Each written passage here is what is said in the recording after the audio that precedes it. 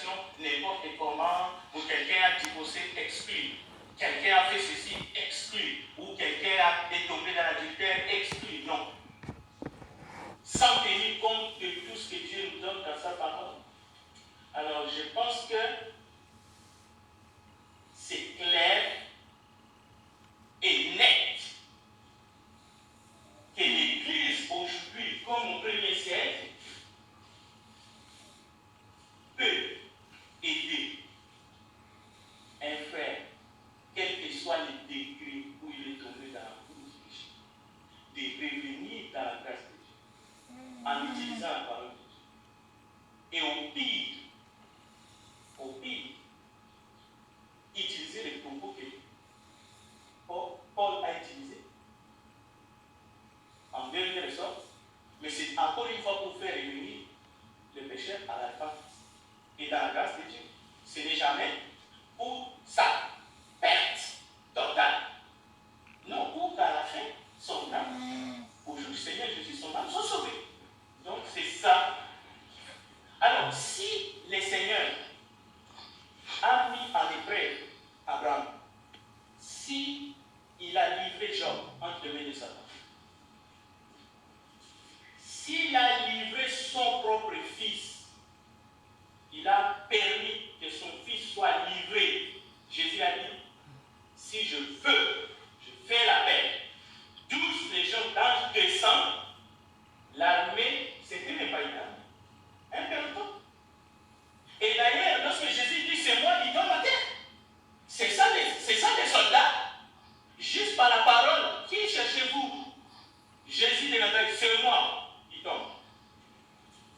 Donc, ça veut dire que le Père, Jésus, a donné sa vie en rançon.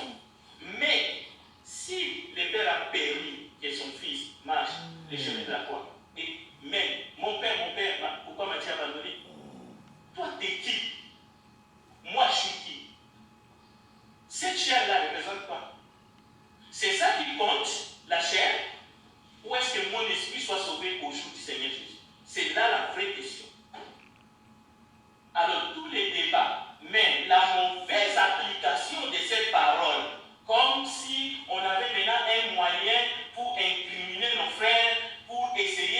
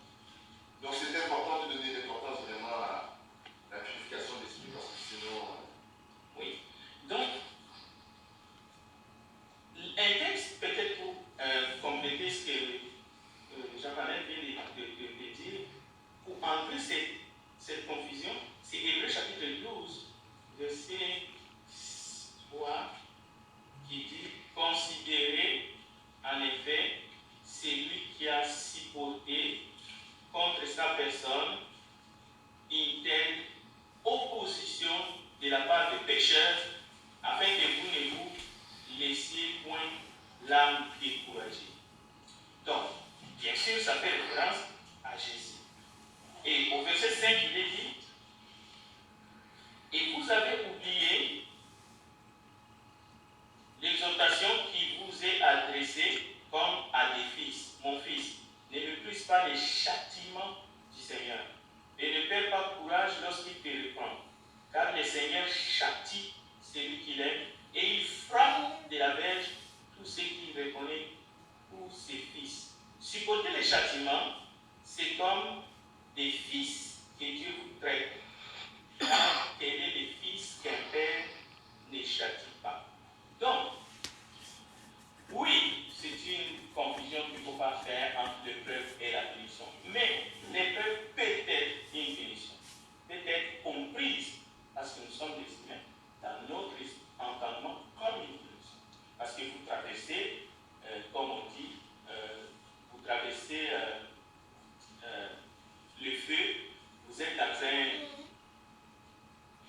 four, comme à Shadrach, Meshach, Abednego, ils ont jeté, on peut appeler ça, leur foi a été mise en épreuve, mais en réalité, c'était pour eux, d'abord, ils ne le méritaient pas. C'est ça surtout le point. Lorsque parfois on ne le mérite pas, mais parfois Dieu vient nous tester. C'est comme le cas d'Abraham. Oui, Abraham prend son fils, mais à cause de l'amour qu'il a pour son fils, Abraham est en train de subir. C'est-à-dire qu'il est dans tous ses états. Écoute, il faut l'écouter, ses fils. Et le fils pose des questions. Papa, où est l'agneau? Tu vois, le père est en train de contourner. Il dit Dieu pourvoira. Mais Abraham va passer à l'action. Et ça pince le cœur. C'est comme pourquoi moi? Il ne faut pas refuser pourquoi moi des fois. Il y a un pourquoi moi qui est dans un mauvais sens. Mais il y a un vrai pourquoi moi, parce que Jésus a dit, mon Dieu, pourquoi moi tu as pas donné? On ne peut pas reprocher à Jésus le pourquoi. Pourquoi lui? Lorsqu'il dit, s'il est possible, mon Père. Donc, c'est vraiment complexe, mais c'est difficile. Dieu châtie celui qu'il aime. Oui, c'est un châtiment, mais ça fait mal. Et parce que ça fait mal, c'est une punition. Ça devient une punition pour la chair. Mais pour l'esprit, Abraham sera reconnu comme le père de la foi. Et Dieu est là pour que nous ne soyons pas tentés déjà au-delà de nos forces. Et que nous ne serons pas mis en épreuve aussi au-delà de nos forces. Donc il est là pour nous aider, pour nous soutenir. Mais attention, s'il a fait ça aux branches qui sont pas secs, déjà, s'il a fait ça, déjà, nous avons des épreuves. Pourquoi est-ce que nous, aujourd'hui, nous refuserions soit d'être mis en épreuve ou d'être châtiés? D'ailleurs, si un serviteur de Dieu est châtié, c'est parce que Dieu l'aime. Ce n'est pas parce que Dieu ne l'aime pas. Mais au contraire, si Dieu est exempt des châtiments, c'est un problème. Mais c'est un châtiment qui vient de Dieu. Mais encore une fois, entre nous devions seulement nous affermir. Parce que le châtiment viendra. Aujourd'hui, c'est moi qui ai mis en épreuve. Mais demain,